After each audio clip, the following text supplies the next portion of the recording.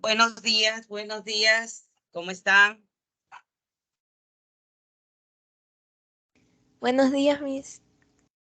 Un ratito voy a callar a este perrito ya que no me va a dejar hacer mi clase.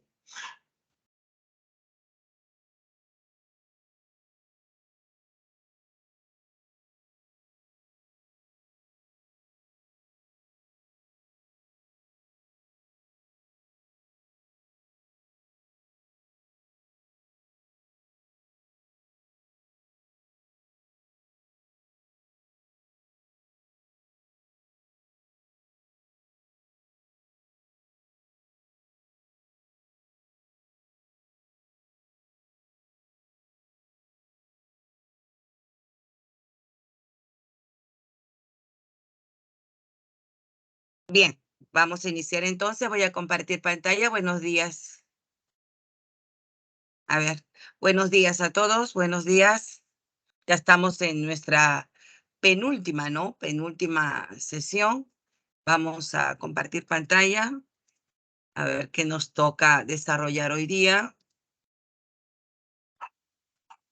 Este sigue ladrando. Pensé que lo había abierto. Ah, sí, está abierto.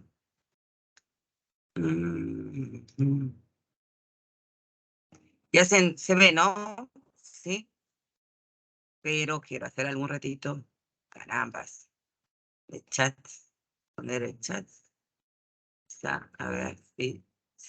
Ok. A ver, y ya está. Sí, está bien. Vamos entonces. Voy a apagar mi cámara para que no se me vaya a colgar. Listo. Bien, ¿qué vamos a desarrollar hoy día? Organización. Ahí está. Organización política y administrativa del territorio peruano, descentralización, regionalización y oportunidades, fronteras del Perú, límites y posibilidades de desarrollo, mar territorial y su defensa. ¿Sí? Bien, vamos a empezar entonces con la organización político y administrativa del territorio peruano, ¿no? Muchos se preguntan, ¿el Perú se divide en regiones o departamentos? ¿No? Los departamentos ya no existen. Como se crearon las regiones, creemos que los departamentos no existen. Sin embargo, en nuestra Constitución, pues, todavía se define así, ¿no? Dice, el territorio peruano políticamente se encuentra dividido en regiones, departamentos, provincias y distritos. Entonces uno puede pensar que la región es la macro y el departamento qué es, ¿no? Pero en teoría, ¿no? En teoría, este es el departamento de Loreto, ¿correcto? Y entonces, ¿cuál es la región Loreto? Es la misma, ¿entiende? Lo que pasa es que esta región se creó sobre la base del departamento de Loreto. Por eso es que no ha desaparecido la división departamental. Y en cada uno de estos departamentos se creó una región, ¿no? Con excepción de Lima, que luego vamos a ver, donde se crearon 2 regiones. Por eso hay 24 departamentos, pero hay 25 regiones en el Perú, ¿sí? Ahora sí, en cada departamento, bueno, acá tenemos sí, por la forma es Cajamarca, ¿sí? Por la forma, sí, acá está, miren, tiene la misma forma, ¿ya? Es Cajamarca. En cada departamento o en cada región, con excepción de la del Callao, ¿no? Encontramos, ¿qué cosa? Otras circunscripciones más pequeñas. Estas circunscripciones, correcto, se llaman provincias. Los departamentos se dividen ¿en qué? En provincias, ¿sí? En cada departamento se creó, ¿qué cosa? Una región, con excepción de Lima, donde se crearon 2 regiones. Y en cada provincia, en cada provincia, ¿sí? ¿Qué se crea? Se crearon distritos. Así la provincia se divide, ¿qué? En distritos. Los departamentos se dividen en ¿qué? En provincias. Y las provincias se dividen en distritos, ¿sí? Así pues, tenemos, repito, 25 regiones, entonces 24 departamentos, 196 provincias, 1974 distritos. En cada una de ellas se organiza un gobierno.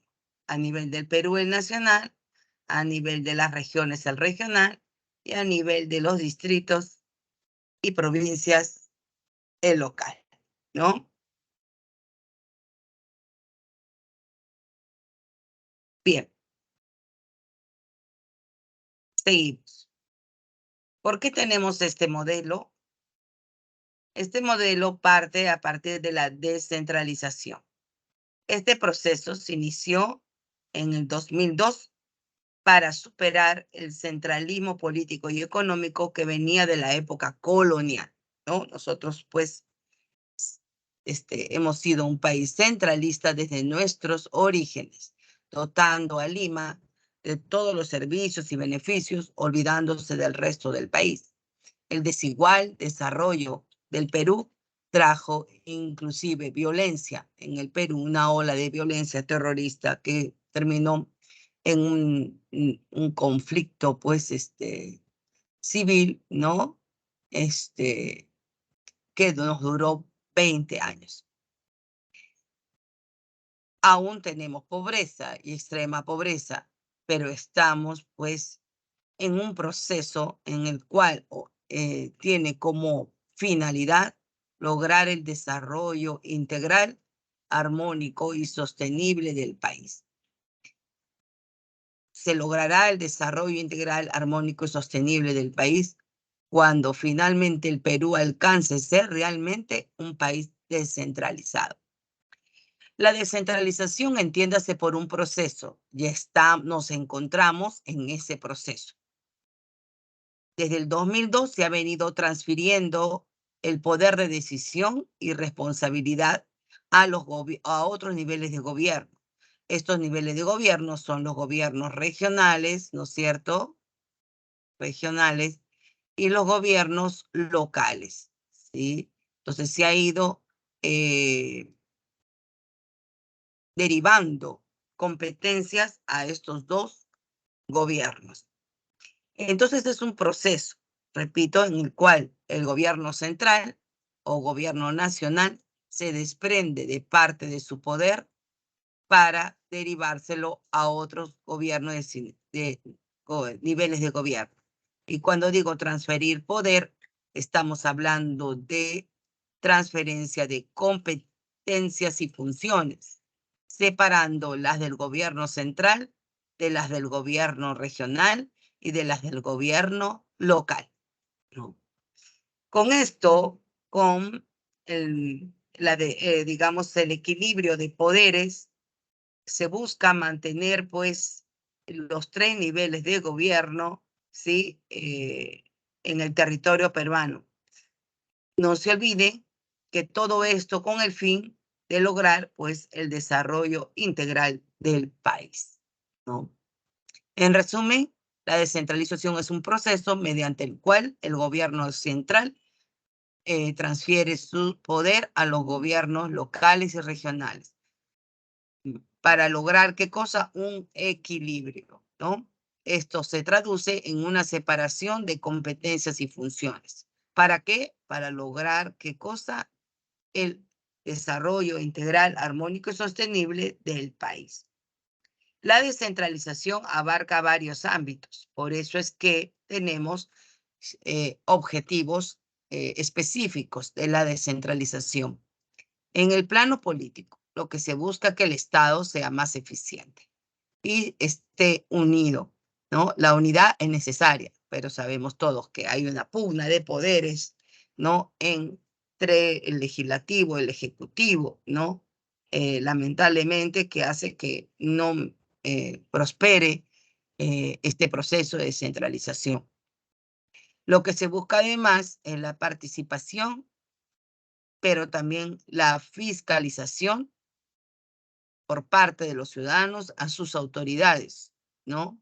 En todo lo que se refiere a los asuntos públicos.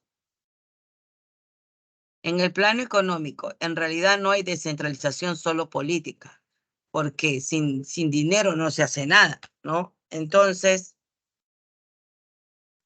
lo que se busca es, si se busca el desarrollo equilibrado y armónico y sostenible del país, el desarrollo económico justamente autosostenido es muy importante, así como que las regiones y las localidades pues sean, digamos, competentes, ¿no? También lo que se busca es la redistribución equitativa de los recursos. Antiguamente el gobierno central concentraba toda la economía del país y decidía qué obras se iban a desarrollar en Tacna, en Moquegua y en Puno, ¿correcto?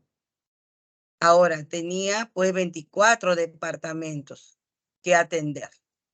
Era tanto lo que tenía que atender que la araña tenía muchas patas y por lo tanto no podía, digamos, atender de forma satisfactoria todas estas necesidades que surgían en cada uno de los departamentos.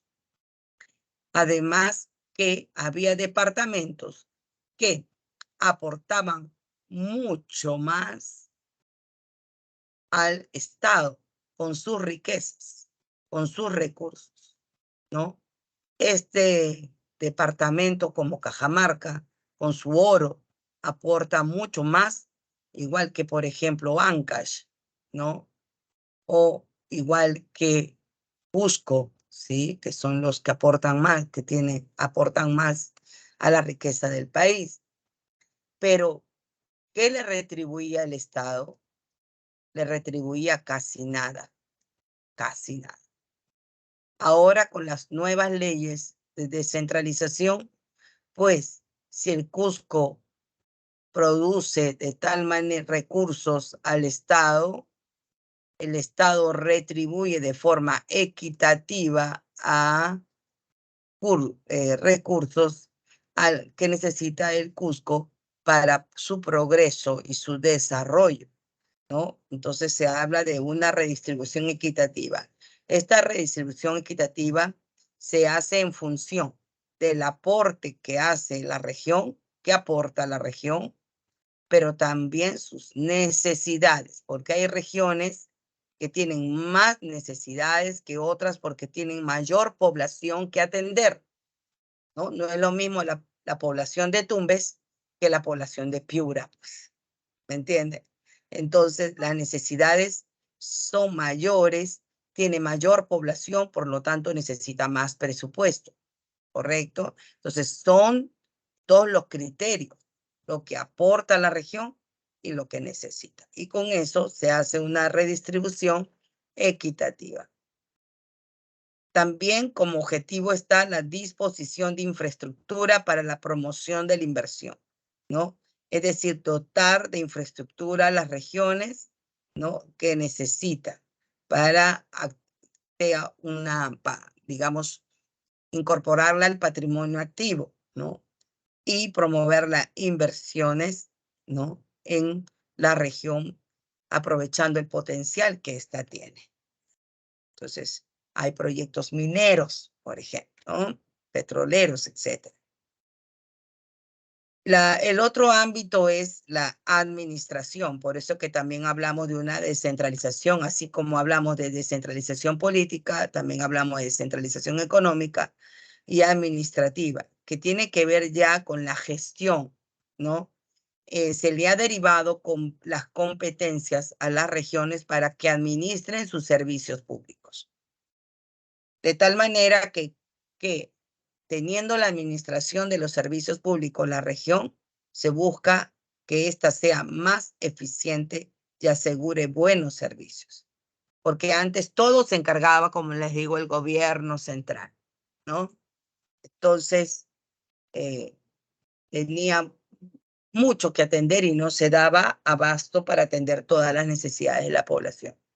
Entonces, ahora los gobiernos regionales pueden invertir, elaborar sus propios programas de desarrollo y brindar buenos servicios públicos, ¿no? Los gobiernos regionales pueden construir hospitales, ¿no? Por ejemplo, mi hijo, que es ingeniero, está en una gran obra de un gran hospital ahí en el distrito de Pangoa para la provincia de Satipo, ¿no? ¿Y de quién es esa obra? Del gobierno regional, ¿sí? Otro es asignar competencias para evitar duplicidad, ¿no? Entonces el gobierno central le deriva varias competencias, así como políticas también administrativas. Bueno, ya yo no me voy a encargar, ojo, de pagar planillas, sueldo de profesores, de médicos, enfermeras, ¿no? Y tampoco voy a invertir en construir hospitales porque acá yo te estoy dando, ¿no? Este presupuesto, tú decides cuáles son tus prioridades, ¿no? Y tú asumes y regulas algunas actividades dentro de tu región, ¿no? Claro, siempre con control de la Contraloría, ¿sí? Entonces, ellos emiten normas regionales, o sea, también legisla a través de normas regionales, así como las municipalidades emiten ordenanzas, ¿no? Las regiones, normas. Y aquí hay un gobierno de la ciudad, ¿no? Que es el gobierno del distrito, el gobierno de la provincia. Y a ellos también se les ha delegado funciones. Tú te vas a encargar del ornato, la limpieza, saneamiento, ¿no? Luz pública, mantenimiento de las calles, veredas, secundarias, porque primarias es la provincial. Entonces, todo esto el gobierno central le delega. Toma de todo esto y tú te encargas de eso. Entonces aquí se evita la duplicidad de funciones, ¿sí? Entonces así se han ido derivando. Los objetivos sociales, ¿no? ¿Con qué objetivo? Bueno, en realidad esto es lo más importante, ¿no? Porque lo que se busca, pues, es promover el desarrollo humano y la mejora de condiciones de vida, porque todo esto de la descentralización justamente está orientado a ello, ¿no? Está orientado a erradicar la pobreza, hambre cero que viene con la Agenda 2030, mejorar la calidad de vida de los habitantes, ¿no? Esa es la finalidad de la descentralización a nivel social. Pero además de ello, pero para eso, ¿qué se necesita? Además de dar buenos servicios públicos, educar y capacitar a la población, ¿no? Mejorar el capital humano, que éste esté preparado, capacitado tecnológica y científicamente para que pueda aportar en el desarrollo de su propia región, ¿no? Así pues, se fomenta la mayor participación de la ciudadanía. Finalmente, dentro del enfoque de desarrollo sostenible también tenemos los objetivos ambientales. Nuestro territorio tiene que ser más ordenado. El hecho de que no sea más ordenado haya crecido de forma desordenada las ciudades, pues ahora se ve con las consecuencias.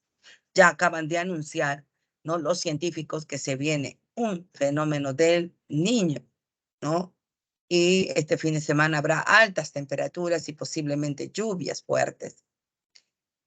Y lamentablemente nuestro territorio no está bien ordenado. Hay mucha gente que vive en las quebradas, en la ribera de los ríos, y ahorita se encuentra pues en alerta roja, ¿no?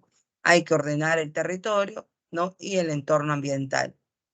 También sabemos que hay mucha depredación de los recursos naturales, hay deforestación, todavía hay muchos males que superar, por lo que los gobiernos regionales también tienen la obligación de gestionar de manera sostenible el uso de los recursos naturales. Por último, tenemos pues mejorar la calidad ambiental, reduciendo los niveles de contaminación del agua, del aire y los suelos en el Perú.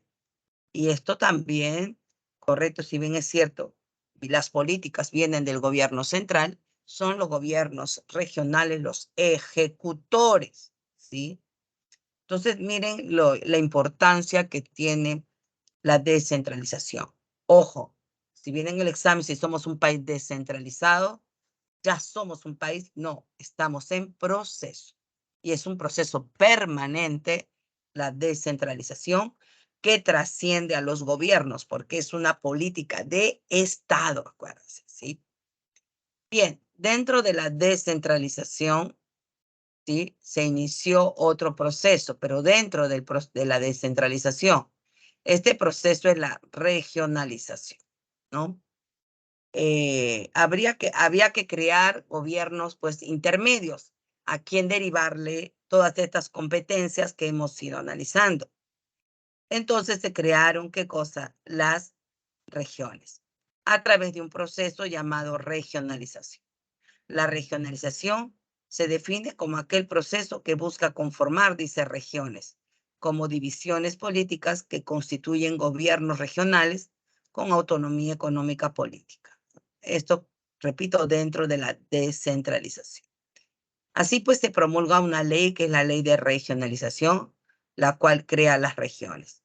En esta misma ley, las regiones son definidas como unidades territoriales, geoeconómicas, sostenibles, con diversidad de recursos naturales, pero además de recursos naturales, recursos sociales, es decir, recursos humanos e institucionales, ¿no? Entonces, con gobiernos institucionales, gobierno regional, gobiernos locales, ¿no? Estas unidades, ¿por qué dice unidades? Porque abarca varias regiones naturales, costa, puede ser costa, sierra, selva, ¿no? Puede ser son varias provincias que están unidas, entonces integradas de manera histórica, económica, administrativa, a través de los gobiernos ambientales y además culturalmente. Así pues, en el año 2003 se llevaron a cabo por primera vez las elecciones para elegir a las autoridades regionales. En cada una de estas regiones se crearon gobiernos regionales, con excepción de Lima, como les había dicho al inicio, ¿no?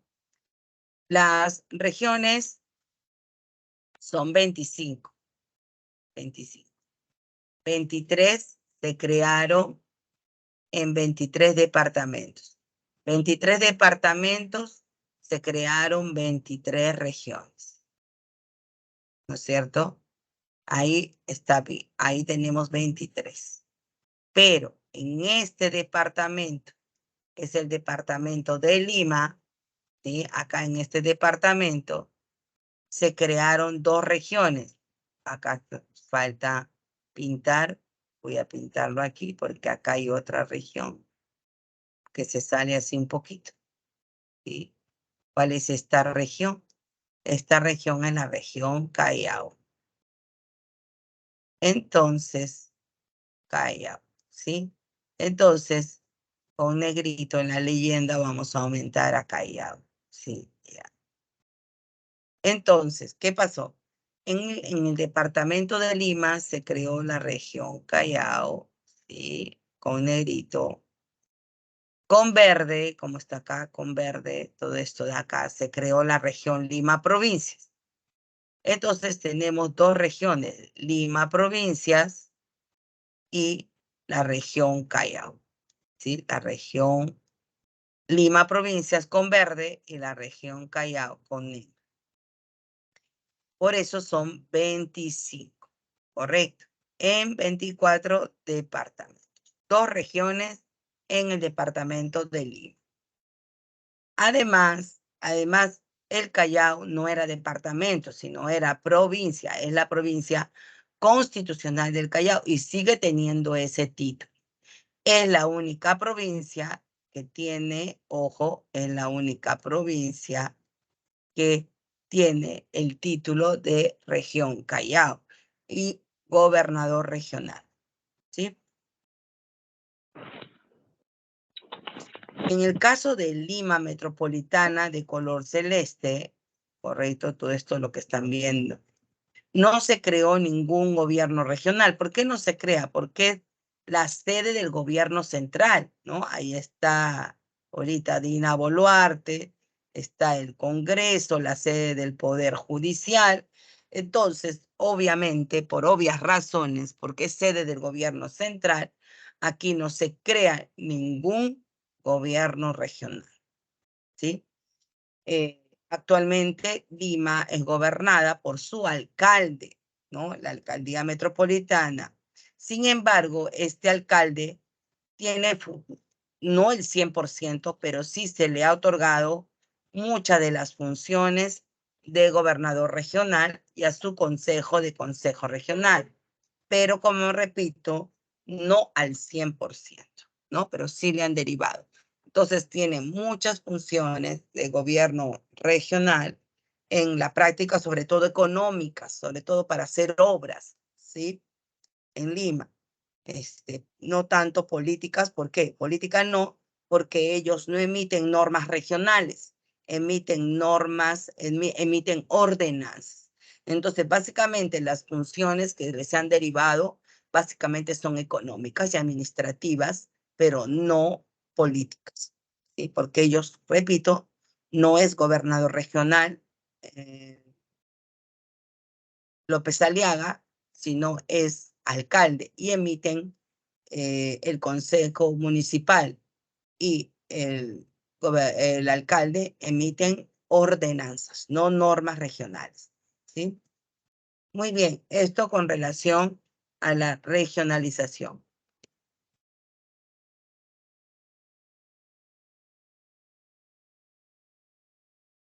¿Alguna pregunta? ¿Alguna pregunta hasta aquí?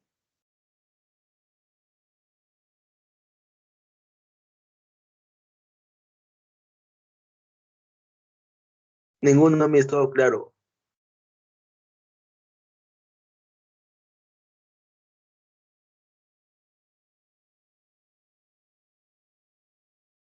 Ok, entonces vamos a pasar a otro tema ya, ¿sí? Pasamos a otro tema, ¿no hay preguntas? Ya, ok. Ahora sí amplío porque es más, acá sí necesitamos ver mejor. Bien, ahora pasemos ahora sí a otro tema ya que son las fronteras. ¿Qué son las fronteras? ¿No?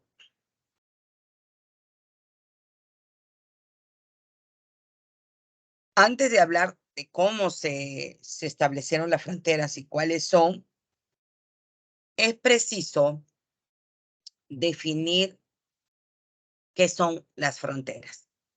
Hay dos conceptos de frontera. Un concepto lineal que dice que la frontera es la línea divisoria que separa a dos estados e indica hasta dónde llega la soberanía de Ecuador, en este caso, y la soberanía de Perú. Esta línea se establece a través de ¿qué? De tratados, ¿sí? Que firman los países. Pero hay otro concepto que es el concepto espacial de frontera, ¿sí? Y nosotros tenemos varias regiones fronterizas, en este caso. 5 regiones fronterizas: Tumbes, Piura, Cajamarca, Amazonas y Loreto. Entonces, estas regiones son fronterizas y no son líneas, sino son ¿qué? Espacios. Y al otro lado también hay un espacio fronterizo. De tal manera que, bajo la concepción espacial, la frontera es aquel espacio de interacción y actuación compartida entre los países fronterizos, ¿sí? Nosotros vamos a iniciar entonces el estudio de las fronteras bajo el concepto lineal y luego veremos bajo el concepto espacial, ¿correcto? Bien, entonces, como es una línea, esta línea de frontera se estableció, la de Perú-Ecuador, con un protocolo llamado Protocolo de Río de Janeiro en 1942, ¿sí?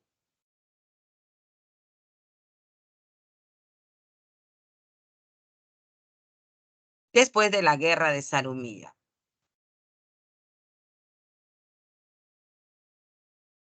Este protocolo tiene un acta complementaria que se suscribió en 1998, ¿sí?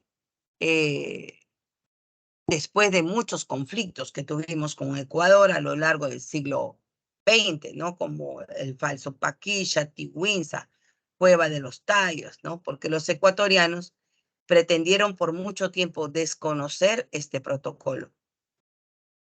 Además, tenemos un tratado también, un acuerdo de límites marítimos suscrito en el 2011, donde se establece como frontera marítima el paralelo que se proyecta desde la llamada Boca de Capones, ¿sí? Entonces nosotros tenemos frontera terrestre y frontera marítima con Ecuador. La línea de frontera se extiende desde la Boca de Capones, ¿no? Vamos a cambiarle de color para que se note más. Desde la Boca de Capones acá hasta arriba en el talhue del Huepi del río Putumayo, ¿no? La Boca de Capones se llama así a la desembocadura del río Sarumilla. Y el talhue del Huepi este es el río, no voy a borrar. Ya, este es el río Huepi. Este río Huepi, celeste porque no se nos da. Este río Huepi llega y desemboca en el río Putumayo. Está acá. ¿Sí? Entonces, este punto se llama talhue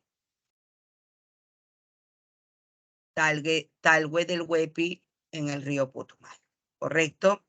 Entonces, desde este punto hasta allá. ¿Cuántos kilómetros tiene esta frontera? 1529. ¿Sí? Esta frontera tiene hitos. Espérense, a ver, ¿dónde? Acá. Sí, todos los hitos se han colocado acá. Toda esta parte de acá son con hitos, pero también tiene fronteras naturales, ¿no? Entre las fronteras naturales más importantes está esta cordillera, ¿sí? Esta cordillera que es la cordillera del Cóndor, ¿sí? La famosa cordillera del Cóndor. Pero además tiene dos ríos fronterizos. A ver, vamos a ver.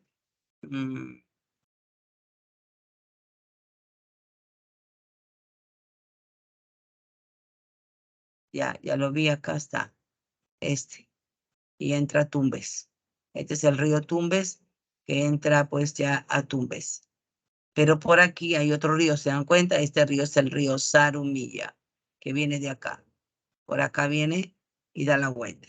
Entonces son dos ríos fronterizos. Este de aquí, que es el río Tumbes, y este de aquí, que es el río Sarumilla.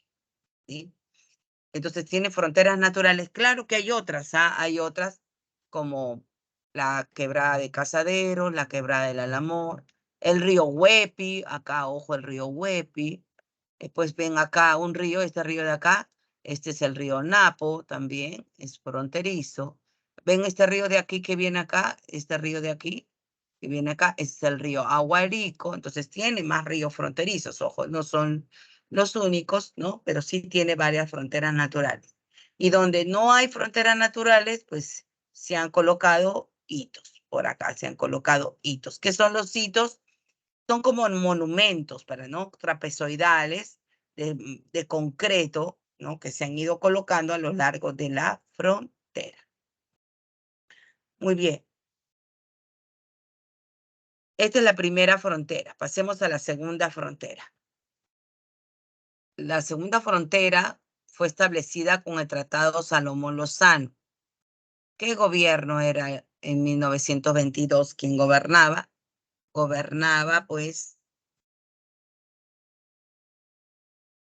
Leguía, ¿no? Gobernaba Leguía.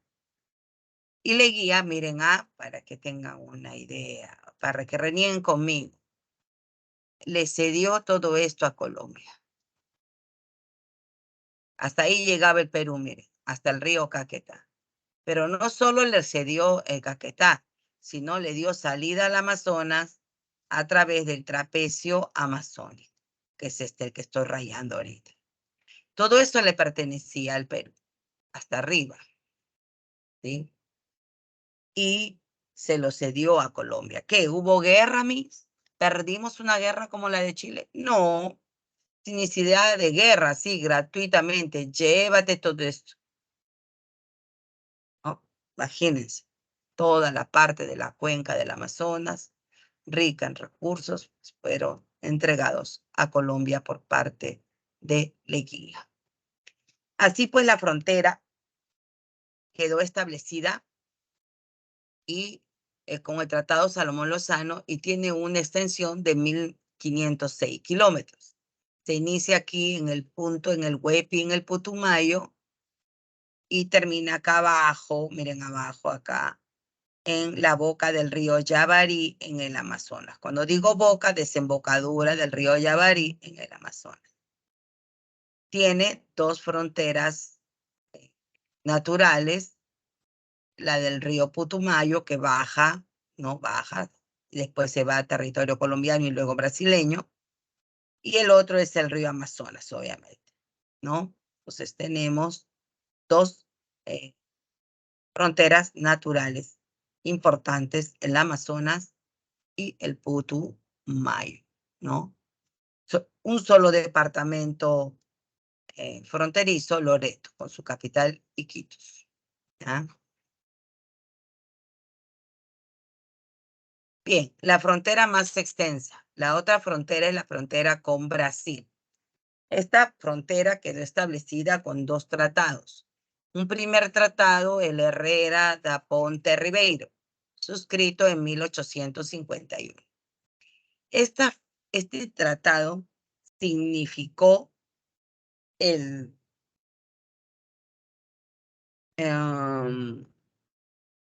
digamos, el primer momento en que el Perú cede territorio.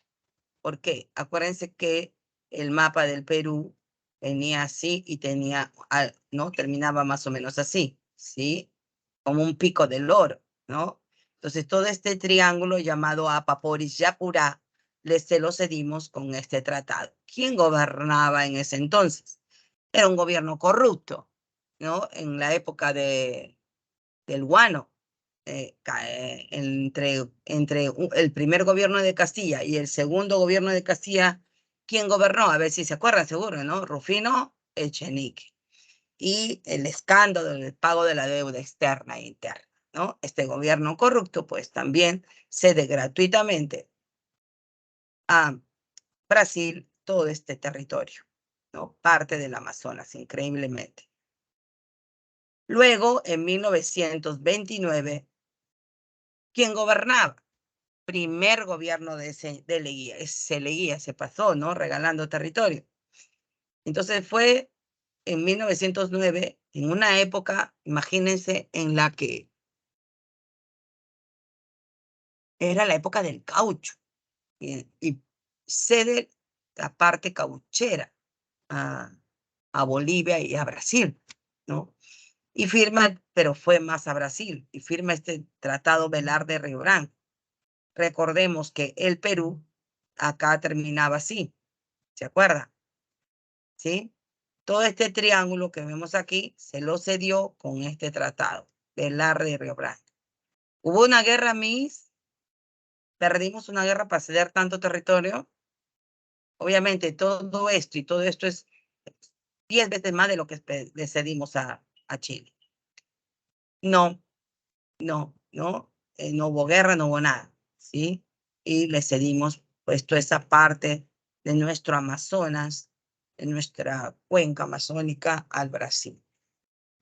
Así pues, esta frontera quedó establecida desde la boca del río Yavarí, en el Amazonas, hasta la boca del río Yaberija, en el río Acre, con una longitud de 2.822 kilómetros. Las fronteras naturales más importantes, pues obviamente son todo el curso del río Yavarí, ¿no? Todo el curso del río Yavarí, desde su naciente hasta su desembocadura, ¿no? También tenemos otros ríos como el Purús y el río Acre, ¿no? Que es donde prácticamente termina la frontera, ¿no? Después ya son hitos que se han ido colocando en la frontera. Y tenemos la frontera con Bolivia. Esta también fue suscrita, como ven, el año en el gobierno de Leguía, ¿no?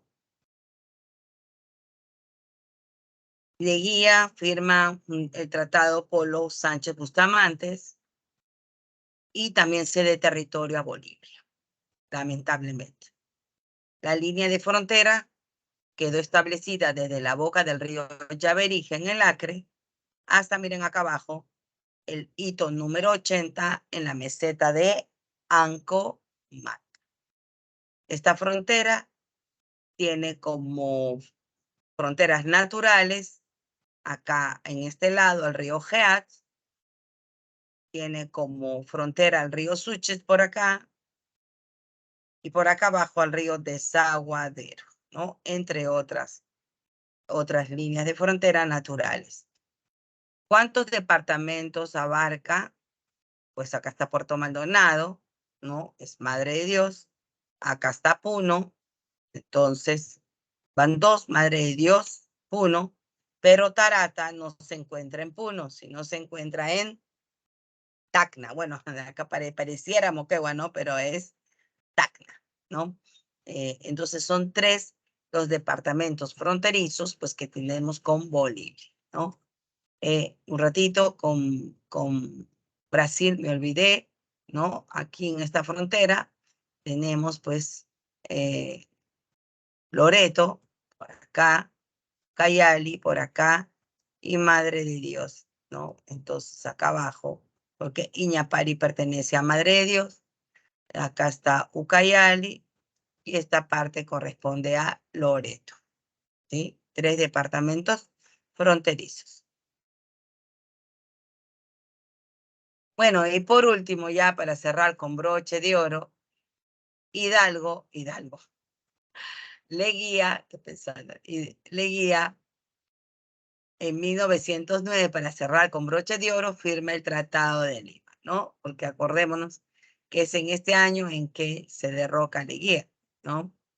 Leguía firma el acta de ejecución del Tratado de 1929.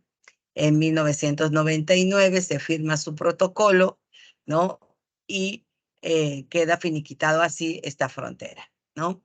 Ahora, muchos defienden este tratado. ¿Por qué defienden el Tratado de Lima, ¿no? Porque los historiadores que defienden a Leguía con la firma de este tratado señalan que desde 1883 el plebiscito, según el Tratado de Ancón, debía llevarse en 1893, o sea, 10 años después. Sin embargo, pues imagínense, habían pasado ya entonces,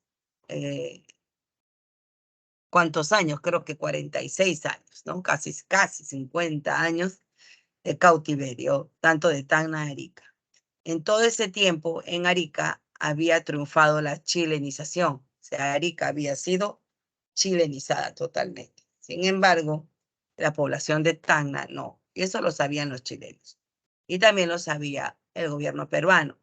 Entonces, Leguía le arranca justamente la firma de este tratado y Chile devuelve al Perú Tacna, ¿no? Así es como queda, y deciden pues ya definir la línea de frontera terrestre definitiva.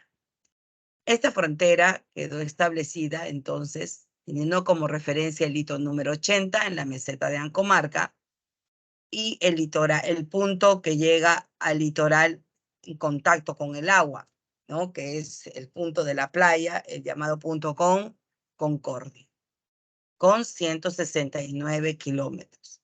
Un solo rasgo natural, que es Sierra Guaylillas. De ahí, nada más, ¿no? También debemos decir que con Chile tenemos pues una frontera marítima, ¿no? La cual quedó establecida con el fallo de la Corte Internacional de Justicia de la Haya en el 2014, pero eso lo vamos a ver así detenidamente en el transcurso de la clase, ya casi al final. Muy bien, esas son las fronteras. ¿Alguna pregunta?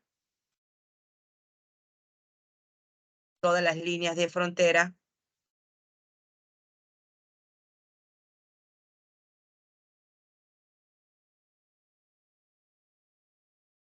No tengo el micro apagado, tengo el micro prendido. Adriana.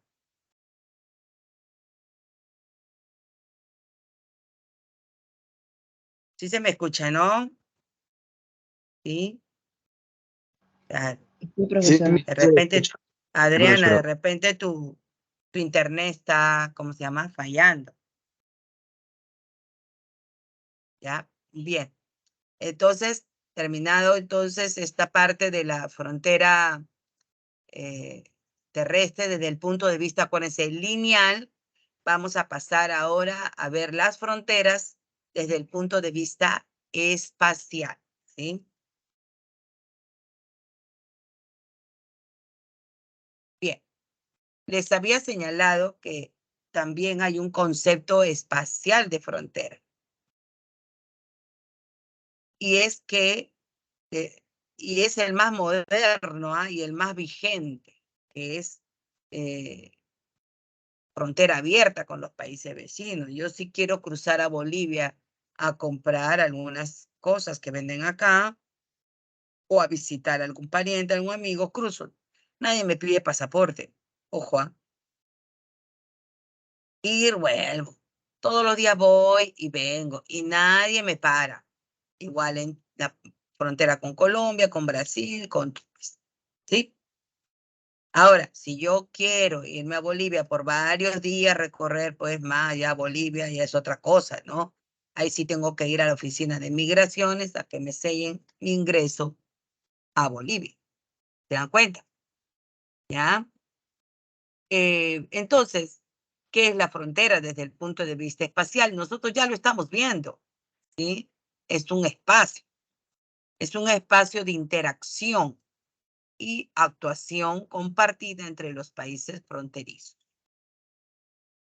Tal es la interacción entre estos espacios que han crecido tanto, se observa, que ahora forman un solo casco urbano. El desaguadero peruano con el desaguadero boliviano forman un solo casco urbano. ¿Se dan cuenta? A esto se le llama conurbación. Las fronteras se han vuelto muy dinámicas, en donde además hay procesos que se dan no solamente económicos, sino también procesos sociales y procesos culturales. Entonces, es un espacio de interacción donde se dan procesos, además de económicos, sociales y culturales. Los centros poblados fronterizos han ido creciendo, generando conurbaciones, ¿no? Los cuales, si bien es cierto, son independientes, políticamente independientes, física y políticamente independientes, forman un solo casco urbano. Dentro de la concepción espacial de frontera, se distinguen tres espacios fronterizos. El área de frontera. El área de frontera está representado, ¿no? Por más de 100 distritos fronterizos a lo largo de toda la línea de frontera. Tenemos más de 100 distritos fronterizos.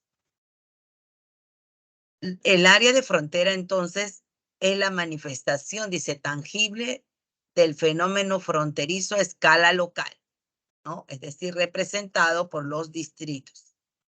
En él, ¿qué podemos encontrar en un distrito fronterizo? ¿No? ¿Qué podemos encontrar?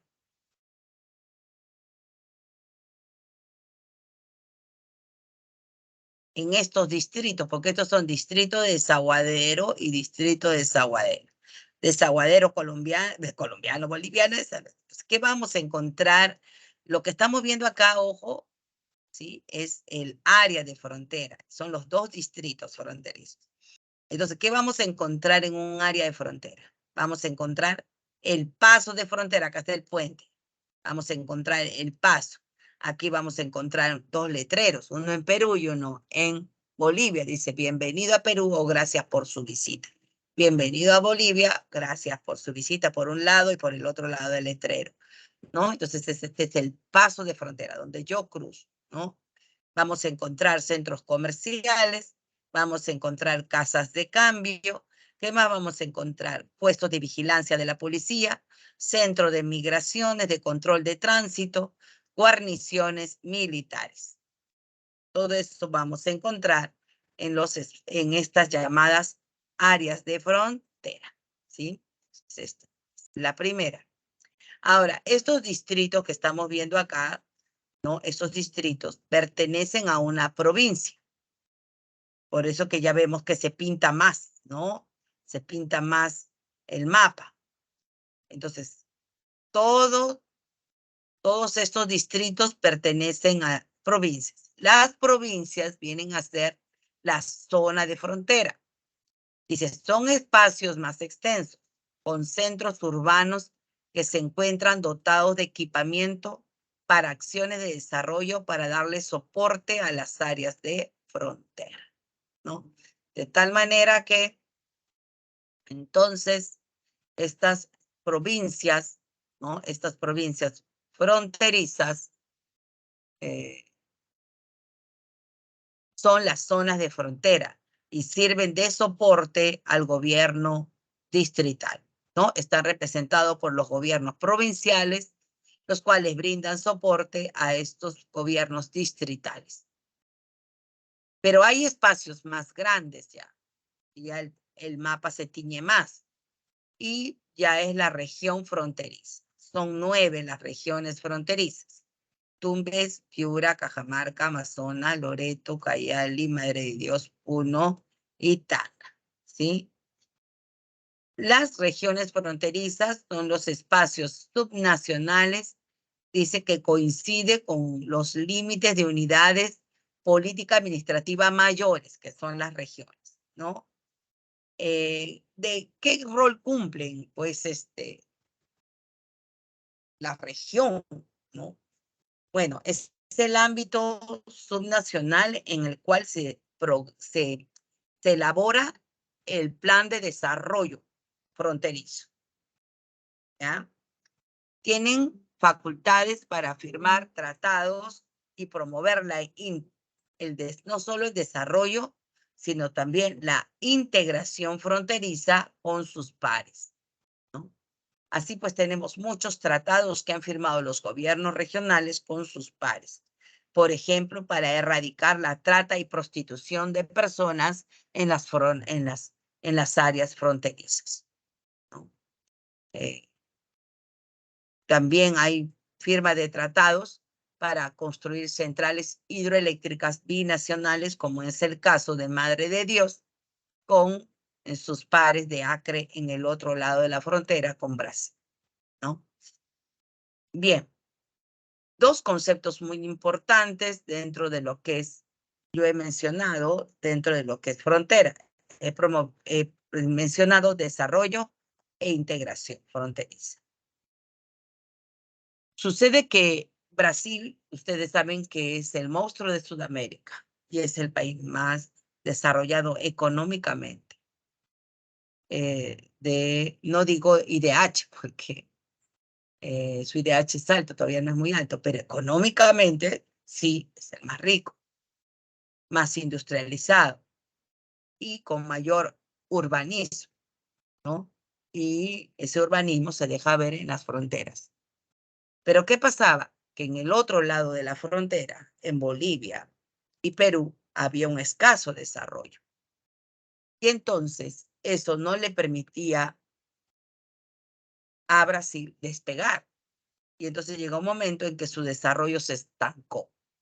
Entonces, desde el punto de vista de Brasil, era importante promover la integración fronteriza a fin de generar desarrollo fronterizo en esas partes de en la otra parte de la frontera, porque los problemas que habían en el otro lado de la frontera terminaban afectando a ellos, porque a veces es un río y ambos forman parte de la misma cuenca hidrográfica. Y los problemas de contaminación en estos puntos del otro lado del país pueden ejercer una influencia negativa en el otro lado de la cuenca.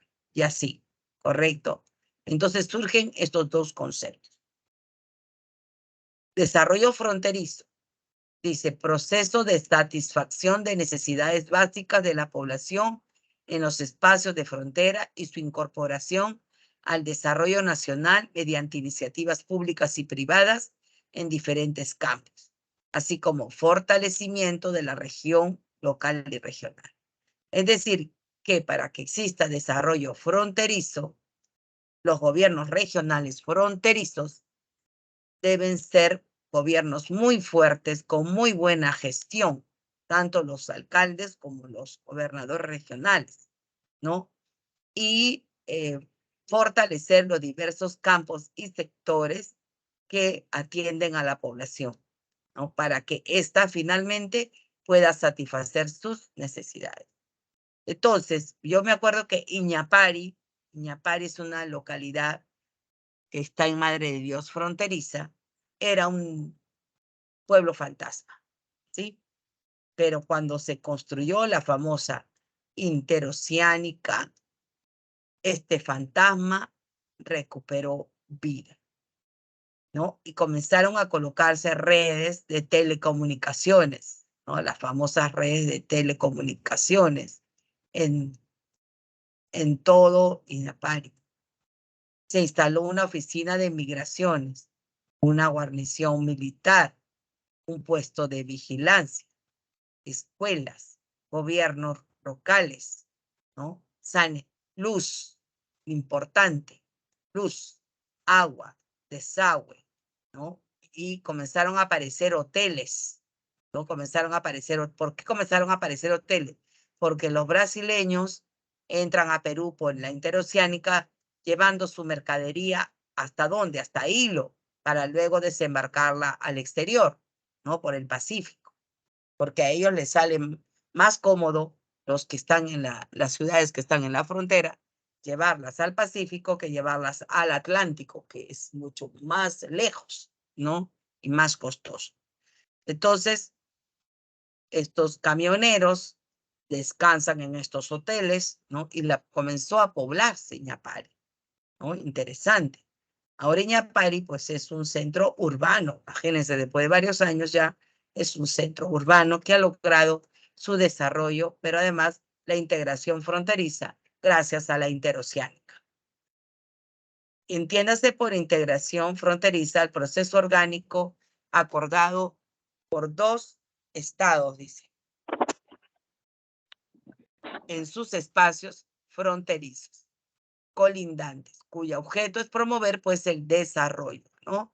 Sobre la base, dice, del aprovechamiento complementario, o sea, ya no solamente yo solo, sino en unión con mi par del otro lado, ¿no? Aprovechando las máximas potencialidades que nos brinda nuestro territorio, los recursos, costos y beneficios compartidos, ¿no?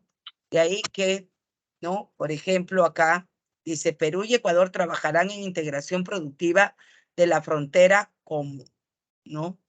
Uno de los compromisos asumidos en la reunión de Lojas es darle valor a los productos de la Amazonía que son muy apreciados, ¿no? De ahí que tenemos también, ¿se acuerdan? Los mm, consejos, ¿no? De ministros binacionales, ¿no? Y nuestros ministros se mueven hacia las áreas de frontera, ¿no?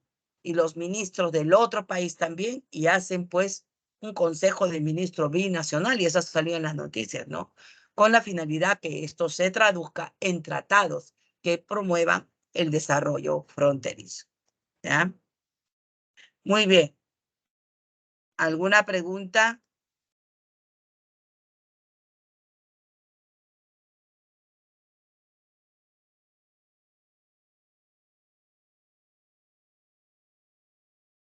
Todo claro, Miss. Ninguno, Miss, todo claro. ¿Seguimos? Ahora pasemos allá a otro tema, que es el mar territorial del Perú y su defensa, ¿sí? Nuestra Constitución señala que el territorio peruano comprende el suelo, subsuelo, espacio aéreo y dominio marítimo hasta las 200 millas. Y todo lo que estamos viendo, pues donde dice Perú, Perú, todo eso es territorio peruano. El Perú ejerce soberanía y jurisdicción dentro de las 200 millas, desde el paralelo de la Boca de Capones, definido en el 2011 con Ecuador, hasta el límite establecido por la Haya en el 2014. ¿Sí? Teniendo como una, dice, línea costera de 3.079. ¿Qué significa ejercer soberanía y jurisdicción? ¿No? Soberanía, ¿no? Que el poder del Perú, ¿no? Llega hasta las 200 millas, ¿no? Entonces, el poder soberano del Perú llega hasta las 200 millas. Quiere decir que nadie puede entrar al territorio peruano sin autorización del Perú. Ni siquiera aéreo, ni los aviones. Los aviones tienen que pedir permiso, y eso lo hace el capitán. ¿Entiendes? ¿Y qué es jurisdicción? Quiere decir que las leyes, ¿quiénes gobiernan aquí en todo esto? ¿Sí? ¿Quién gobierna aquí? Doña Constitución y sus leyes que se derivan de ella. Código Civil, Código Penal, ¿no? Entonces, si entra una embarcación sin autorización y es capturada por la Marina, la embarcación y sus tripulantes son retenidos y procesados si hubiera como un delito por las leyes peruanas. ¿Sí? ¿En qué se basa el Perú para que ejercer soberanía y además mundialmente esta sea respetada, porque es respetada? Se basa en primer lugar en dos documentos, instrumentos jurídicos históricos. El Decreto Supremo 781 de 1947, que establece que el Perú ejerce soberanía hasta las 200 millas del mar territorial, ¿no? Es territorio, ¿no? Territorial, soberanía y jurisdicción, ¿sí? Este decreto fue emitido durante el gobierno de José Luis Bustamante y Rivero y es conocido como Tesis de las 200 millas. El otro documento es la Declaración de Santiago, ¿no? Suscrita en 1952. Es una proclamación conjunta que emitieron en ese año Chile, Ecuador, Perú, sobre las 200 millas. O sea, Chile y Ecuador se adhieren a la tesis de las 200 millas y también proclaman su soberanía sobre estas 200 millas, ¿no? Desde 1952 y hasta a lo largo del siglo XX, los tres países,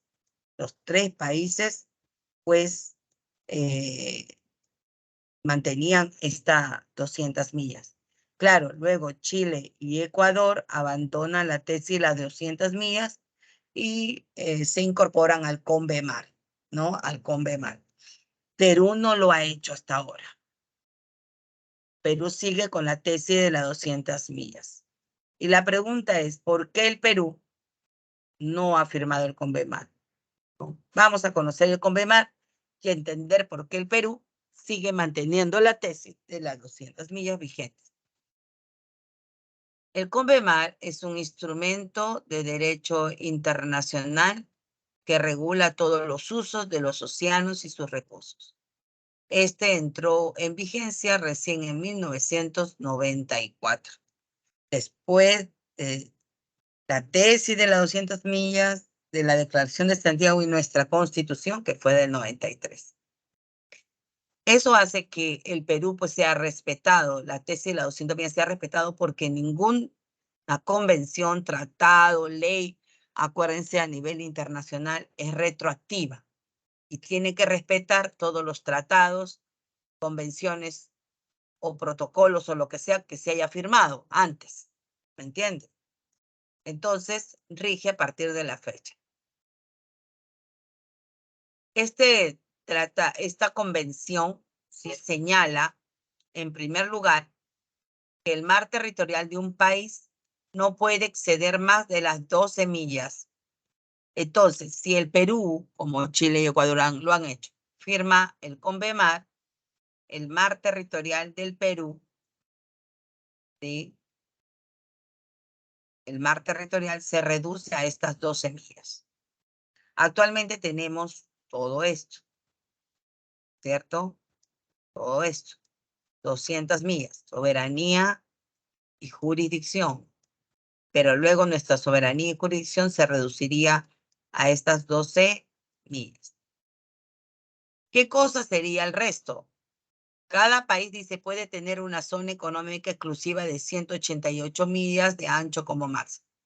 O sea, si esto no es territorio, ¿el resto qué sería?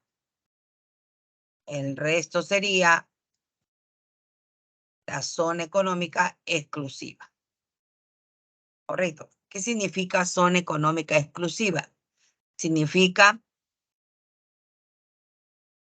que el Perú tiene derecho a explotar, conservar y administrar los recursos naturales de esta zona.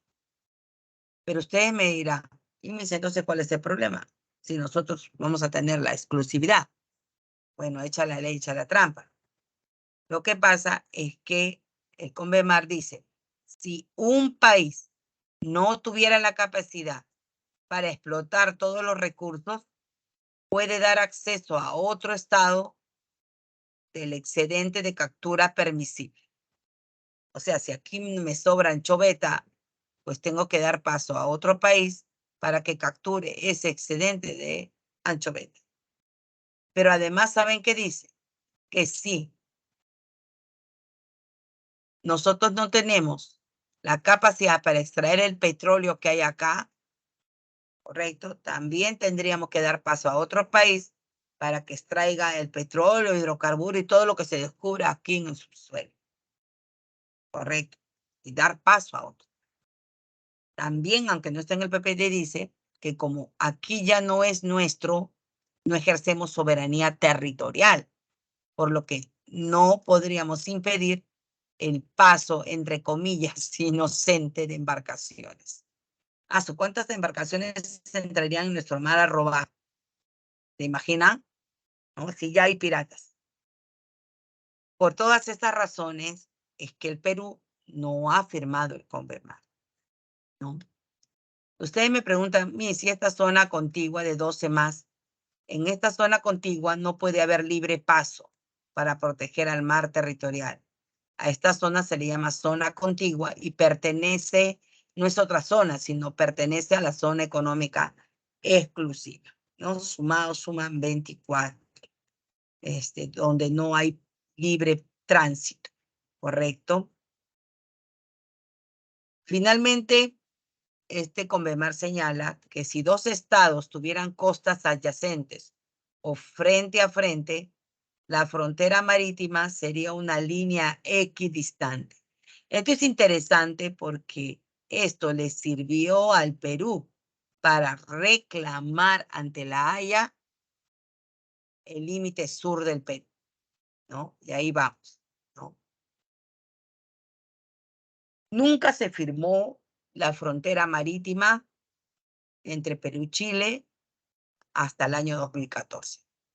Y esa era la tesis peruana. Perú invitó a Chile en varias oportunidades a negociar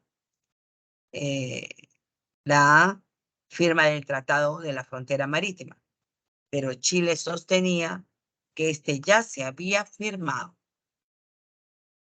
Así pues, durante el gobierno de Alan García, se demanda a Chile, ¿no? Ante la Corte Internacional de Justicia de la Haya, y demanda a Chile por el límite sur. Después de varios años, La Haya emite su fallo un 27 de enero del 2014. El Perú reclamaba todo esto, todo este triángulo, el interno y el externo.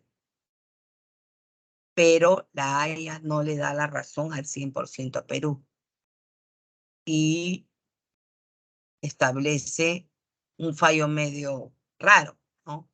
Porque dice, la línea de fronteras es la siguiente, el paralelo que se proyecta del hito de acá, no del punto que establecía el tratado de Perú terrestre. Y entonces se dice de paralelo, era de acá más arriba porque el hito había sido colocado más arriba, ¿sí? Entonces ya esto nos robaron ya, todo esto apartecita, ¿no? Entonces toda esta parte y toda esta parte la perdimos.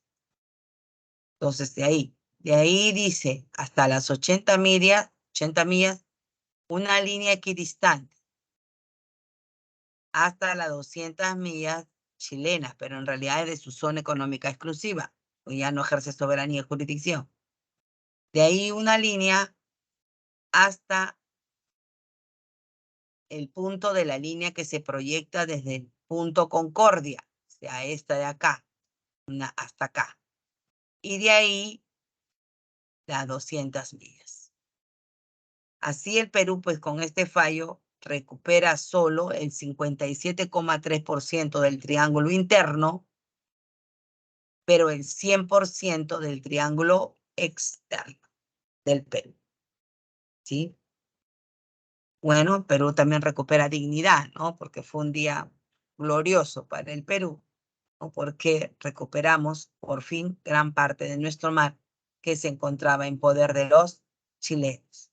Lo curioso era que sus 200 millas llegaba hasta acá, pero igual Chile no reconocía la soberanía de Perú acá atrás tampoco. ¿Se dan cuenta? Pero La Haya emitió su fallo y le reconoció al Perú parte del triángulo interno y todo el triángulo externo. Muy bien, ¿alguna pregunta? Contestamos, entonces ahora sí es hora de contestar y resolver.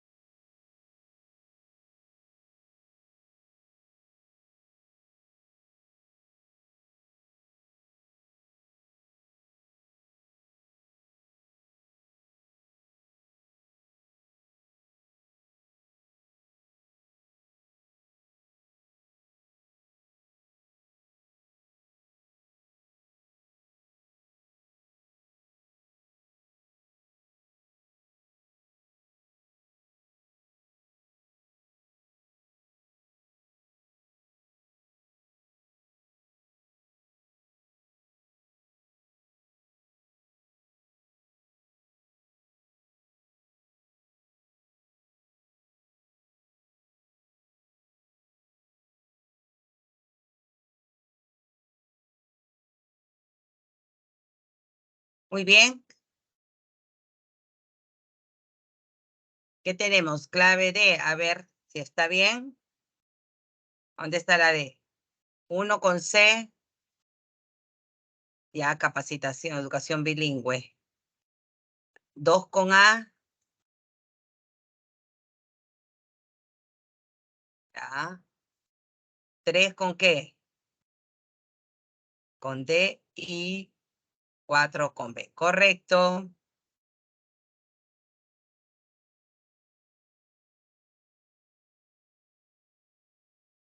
Y pasamos al ejercicio número 2.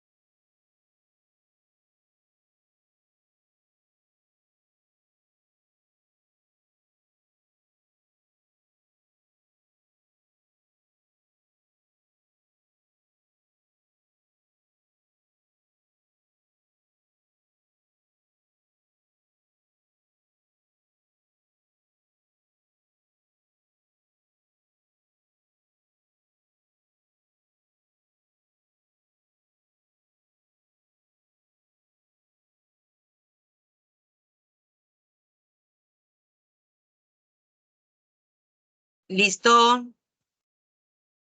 A ver, ¿qué me han marcado? A, D. El mar, dice, el mar territorial más la zona contigua, o sea, 12 más 12, no podrán exceder 24 millas. Esto es correcto. ¿Ya? Ya, la primera es verdadera. Ya descarté 2. Ya descarté la A y la D, justo B. ¿Ah? El mar territorial es 12, más la zona contigua 12, ¿cuánto suma? 24. Y no podrán exceder más allá de las 24 millas. La primera es verdadera. ¿Ah? Entonces, sale esta. ¿Y ahora cuál es?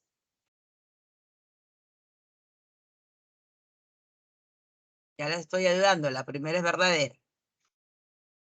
Dice, cuando dos estados tienen costas adyacentes delimitadas con anterioridad al tratado, esta será reemplazada, puede ser reemplazada cuando ha sido con anterioridad al tratado. No, porque un tratado es vigente desde el día en que fue suscrito, 1994. Todo lo anterior es válido. Correcto. Entonces, este es falso. ¿Sí? Correcto. La zona económica exclusiva es un área situada más allá del mar territorial y adyacente a él hasta las 200 millas, verdadero. Correcto. El Estado adherente con costas o ribereño establece la captura permisible, verdadero, porque es su zona económica exclusiva. ¿Cuál era? La B. ¿Ya? Listo. Vamos la clave para pasar así. Ambas. Ahí está. D y B. Listo. Vamos.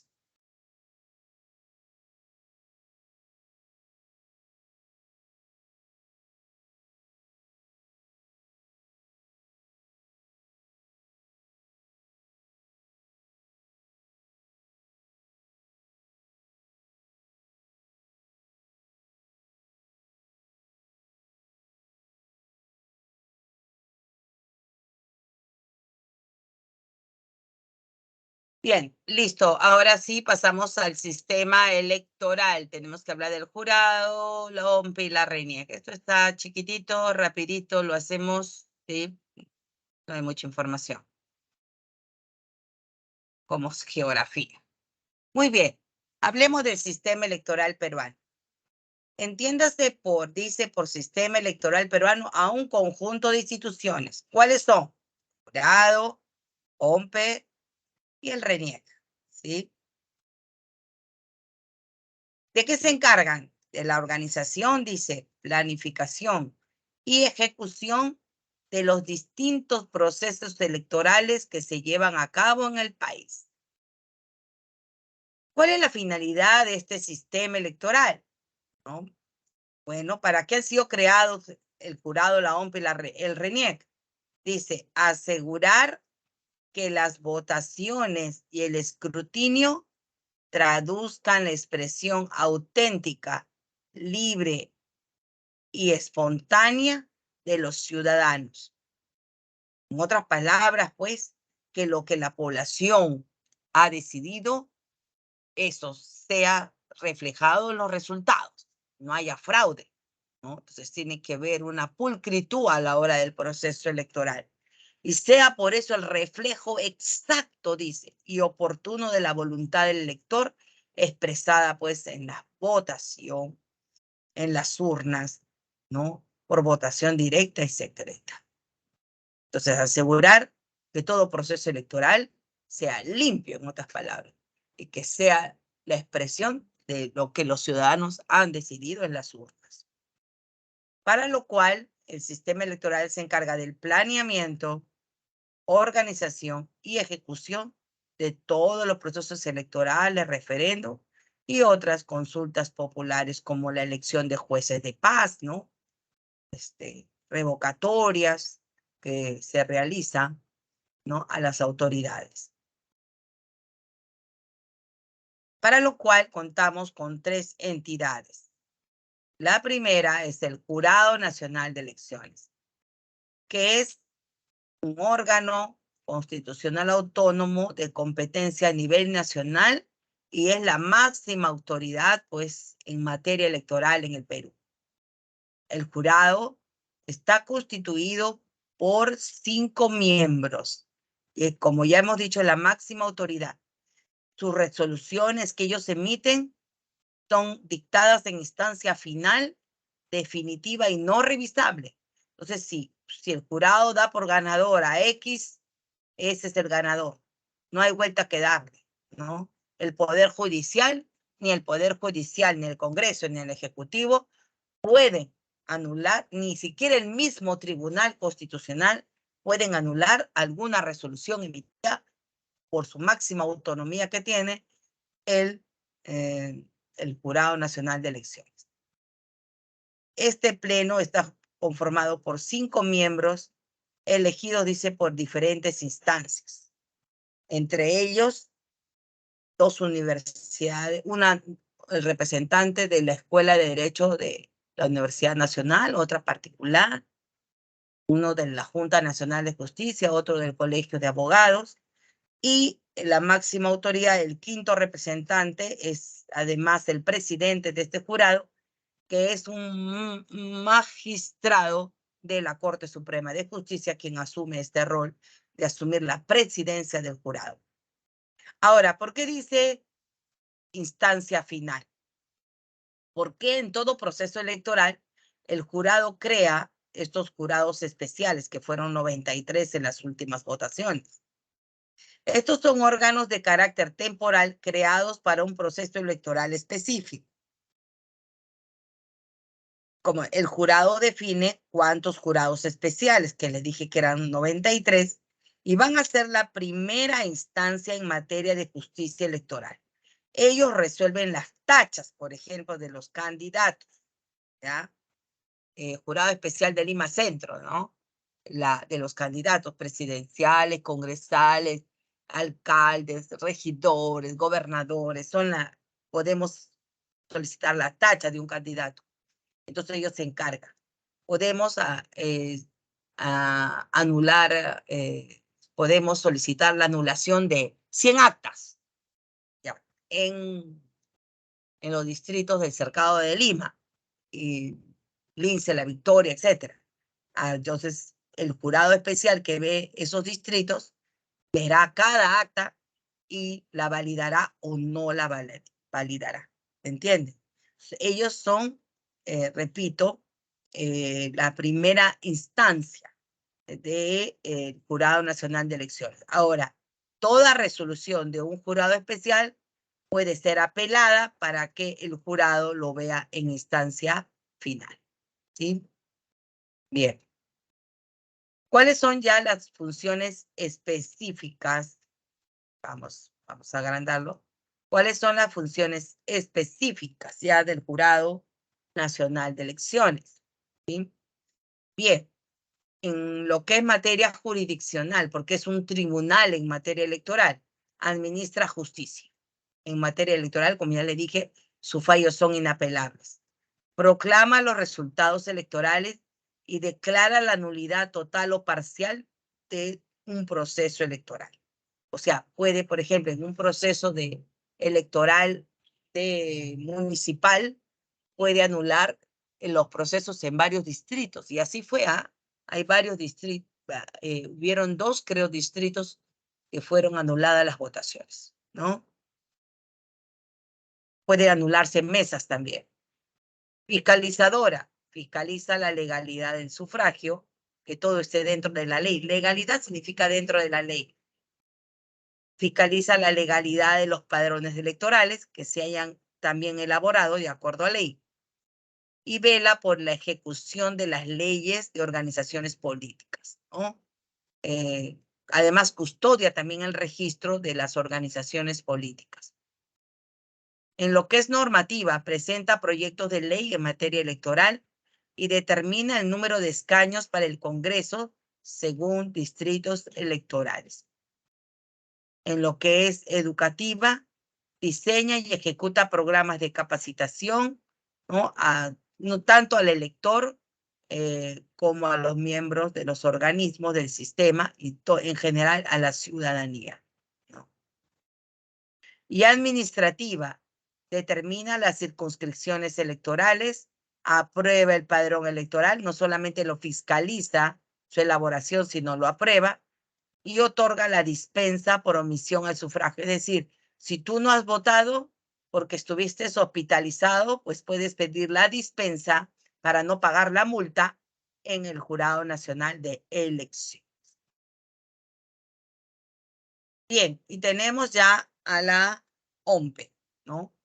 La OMPE es la máxima, dice, autoridad en materia de organización y ejecución de todos los procesos electorales, referéndum y otras consultas.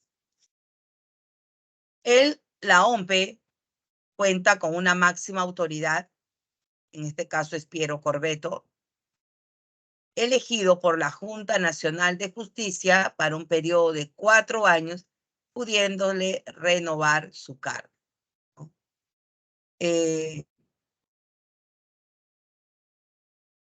La OMPE es pues el órgano que organiza y ejecuta todo el proceso electoral, de tal manera que sus funciones están relacionadas a toda la organización, es decir, la parte previa al proceso, ¿ya? Previa. Cuando digo previa, estoy hablando, por ejemplo, de distribuir a la población del padrón electoral que le entrega el RENIEC. Entonces, a mí me dan el padrón, acá está, son 18 millones de votantes, ¿ok? Yo tengo que esos 18 distribuirlos en locales de votación y mesas de votación en todo el Perú. ¿Quién lo hace? La distribución, la OMPE, ¿no? Las mesas. Sorteo, el sorteo de quiénes van a ser los miembros de mesa y la capacitación de los miembros de mesa también, ¿no? Entonces hace todas las coordinaciones. Diseña todo el material. Cuando hablamos de material, estamos hablando de la cédula de sufragio, donde voy a votar. También hace el sorteo, ¿no? De quién va primero en los símbolos. Elabora las actas de votación y las actas de escrutinio, ¿no? Las actas de escrutinio, formatos. También, ¿cómo se llama? Las ánforas, etcétera, ¿no? Y los distribuye en todas las oficinas descentralizadas, porque también va a haber oficinas descentralizadas en todo el Perú. Si son 93 jurados especiales, son 93 las oficinas descentralizadas. Ya en cuanto a la ejecución, ojo, ejecución el mismo día de la votación, garantiza que todas las mesas pues se instalen, ¿no? Se preocupa por la instalación de las mesas electorales y que todos los locales estén listos para que la gente ya entre a votar, ¿no? Y luego, además, también después, acabada las 4 de la tarde o 5, depende cuando se termine la hora de finalizado el proceso, comienza el escrutinio, ¿no? ¿De quién está a cargo el escrutinio? En la mesa, obviamente, los miembros de mesa, ¿no? Entonces, los miembros de mesa entregan sus resultados a un representante de la OMPE, ¿no? El cual lo lleva para el cómputo. Y entonces, la OMPE se encarga del escrutinio y cómputo de los votos, ¿no? Hasta obtener los resultados al 100% y remitirlos al jurado para que éste proclame los resultados. Bien, estas oficinas descentralizadas pues son temporales, ojo, y como ya les había dicho, se crean en cantidad igual a los jurados especiales. Por último, ya tenemos el RENIEC. Es el órgano constitucional autónomo encargado de organizar y mantener el registro único de identificación de las personas naturales, inscribir los hechos y actos relativos, dice, a su capacidad y estado civil, ¿no? Ustedes saben que todos hemos ido al RENIEC, el RENIEC, para sacar nuestro DNI, pero además de realizar parte administrativa, que es la emisión de documentos, pues también tiene funciones en materia electoral. Su máxima autoridad es también un funcionario que es elegido por la Junta Nacional de Justicia para un periodo de 4 años, ¿sí? Dentro de sus funciones en materia electoral está preparar y mantener actualizado el padrón. Como hemos visto, la OMPE se encarga de las actas, de las cédulas, distribuye el padrón, he dicho distribuye, pero no lo elabora. quien lo elabora es el RENIEC. ¿Por qué? Porque ellos nos tienen ahí registrado a todos. Entonces, ellos son quienes lo van actualizando, porque tienen que retirar del padrón a los que han fallecido y tienen que incorporar a los que han cumplido 18, ¿no? Recuerden que si la votación es un 15 de diciembre, todos los que cumplen hasta el mismo 15 de diciembre 18 serán incorporados, ¿no? Así sea el mismo día de la votación, ya estás, ¿sí? Proporciona además al jurado de la OMPE la información necesaria para el cumplimiento de sus funciones. Inclusive facilita a la OMPE, dice, durante los procesos, el uso de su infraestructura y personal para apoyo, ¿no?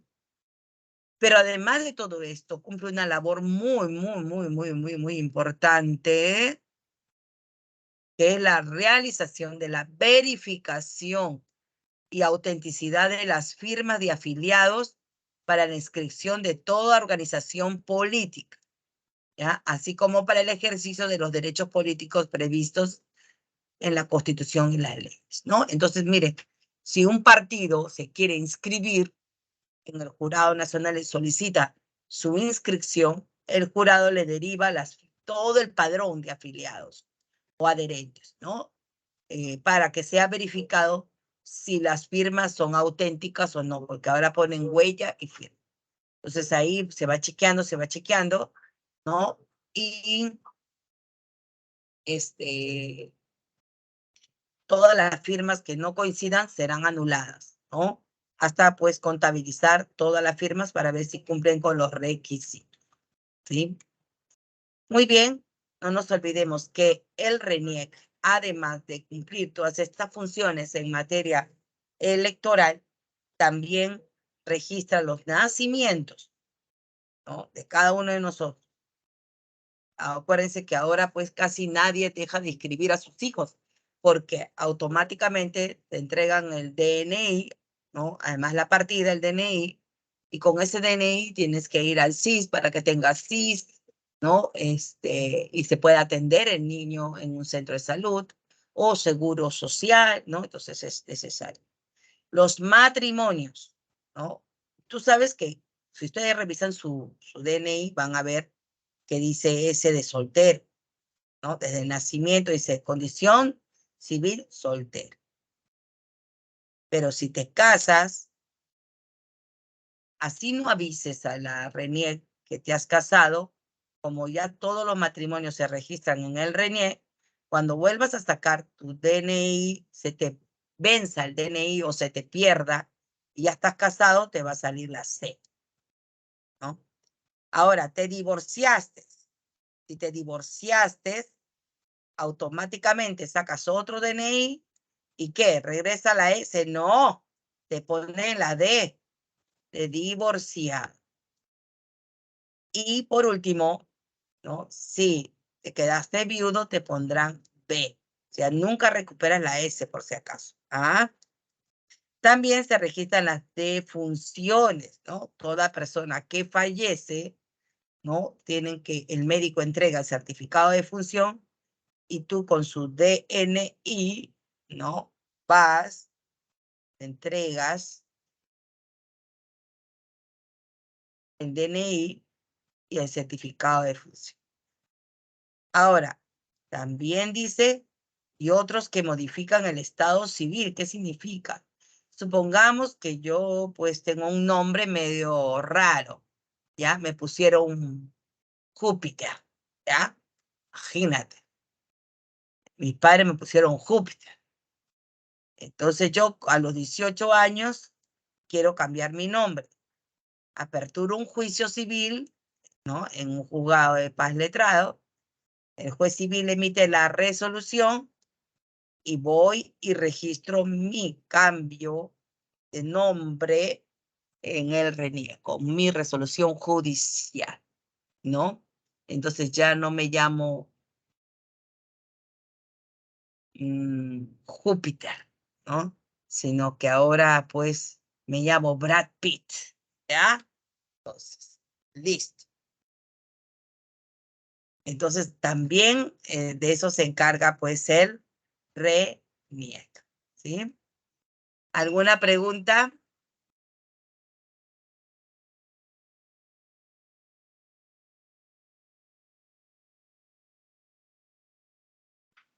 Ninguna, Miss, todo ¿Necesitan claro. alguna diapositiva o ya las tienen todas? Que les ponga.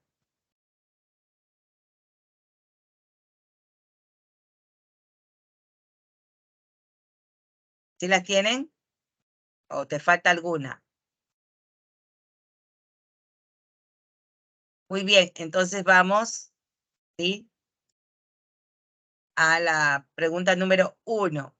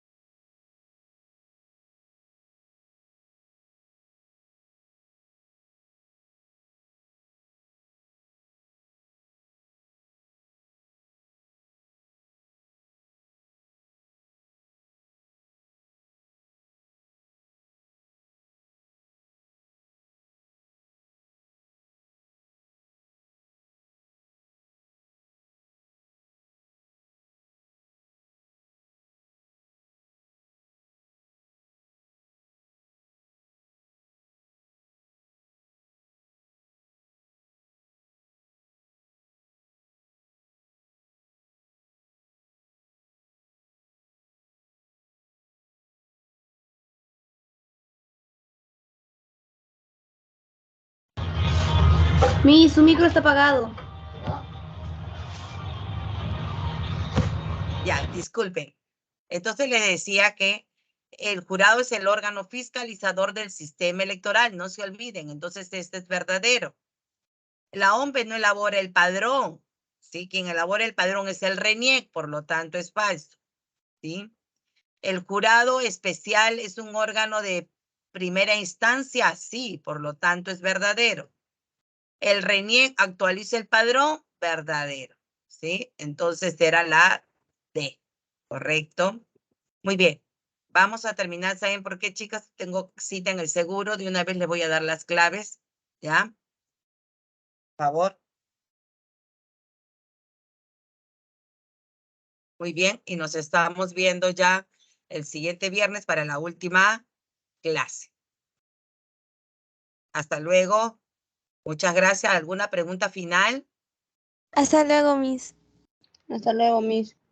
Hasta luego. Hasta luego, Miss. Cuídese, que tenga un Hasta buen luego, día. mis, cuídese, que tenga buen Hasta día. luego. Gracias. Igualmente para todos.